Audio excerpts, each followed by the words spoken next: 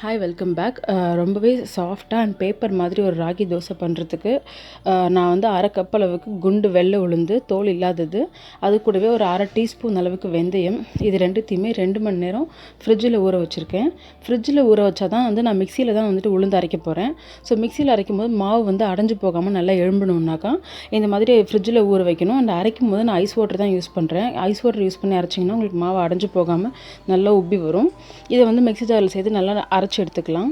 உளுந்து வந்து கொஞ்சம் கட்டியாக அரைச்சிக்கிட்டு அதுக்கப்புறமா 1 கப் அளவுக்கு இதில் நான் ராகி மாவு சேர்த்துக்கிறேன். மாவு சேர்த்துட்டு இப்போ வந்து கொஞ்சம் கொஞ்சமாக தண்ணி சேர்த்து நல்லா தோசை மாவு பார்த்துக்கு அரைச்சிக்கலாம். அரைக்கும் போது கொஞ்சம் கல்லுப்பும் போட்டு அரைச்சிடுங்க. இப்போ அரைச்ச மாவை வேற ஒரு பாத்திரத்துக்கு மாற்றிக்கலாம். வேற ஒரு பாத்திரத்துக்கு மாற்றும் போது அந்த மிக்சி ஜாரில் கொஞ்சமாக தண்ணி விட்டு வாஷ் பண்ணி சேர்த்துக்கலாம். மாவு வந்துட்டு பார்த்திங்கன்னா இப்போ அரைச்ச உடனே கொஞ்சம் கெட்டியாக இருக்க மாதிரி இருக்கும். தோசை மாவுக்கு தேவைன்னு நீங்கள் இப்போவே தண்ணியை ஊற்றுனீங்கன்னா புளிச்சதுக்கப்புறம் இன்னும் நீத்து போய் தண்ணி ஆகிடும். ஸோ கட்டியாக இருந்தால் அது அப்படியே இருக்கட்டும். புளிச்சதுக்கப்புறம் தண்ணி வேணும்னா நம்ம சேர்த்துக்கலாம். இப்போ இதை வந்துட்டு ஒரு 6 மணி நேரத்துக்கு நல்லா புளிக்க வச்சுக்கலாம். 6 மணி நேரத்துக்கு அப்புறம் பார்த்தீங்கன்னா மாவு வந்து அந்தளவுக்கு கெட்டியாக இருக்காது. உங்களுக்கு பார்த்தாலே தெரியும், நல்லா புஸ் புஸ்ன்னு இருக்கும் மாவு. நீங்கள் கரண்டியால் எடுத்து அடித்தாலும் நல்லா பந்து மாதிரி நல்லா சாஃப்டாக இருக்கும் ஒரு மாதிரி.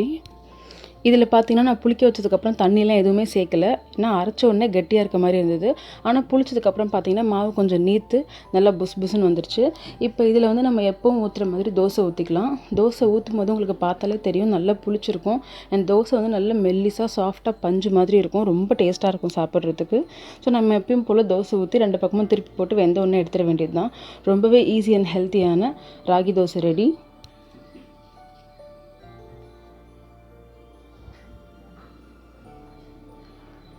இப்போது இதுக்கு தொட்டுக்கிறதுக்கு சட்னி பண்ணுறதுக்கு ரொம்ப சிம்பிளான சட்னி தான். இப்போ வானலில் 2 டீஸ்பூன் எண்ணெய் விட்டுருக்கேன். அதில் 1 டேபிள் ஸ்பூன் அளவுக்கு குண்டு வெள்ளை உளுந்து சேர்த்துக்கிறேன்.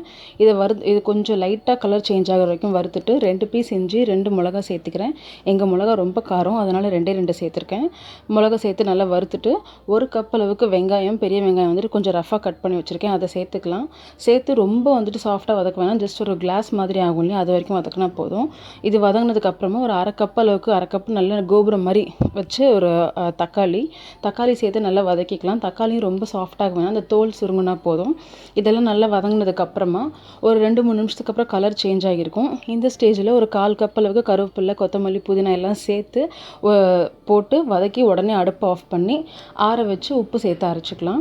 இதில் தாளிப்புக்கு நம்ம எப்பயும் போல் கடுகு, உளுந்தம் பருப்பு, கருவேப்பிலை போட்டு தாளித்து சட்னியை சர்வ் பண்ண வேண்டியது தான். அண்ட் ரொம்பவே ஈஸி அண்ட் ஹெல்த்தியான ராகி தோசையும் குயிக்கான ஒரு சட்னி ரெடி. ஸோ கண்டிப்பாக ட்ரை பண்ணி பாருங்கள். டின்னருக்கு ரொம்பவே நல்லாயிருக்கும். தேங்க்ஸ் ஃபார் வாட்சிங்.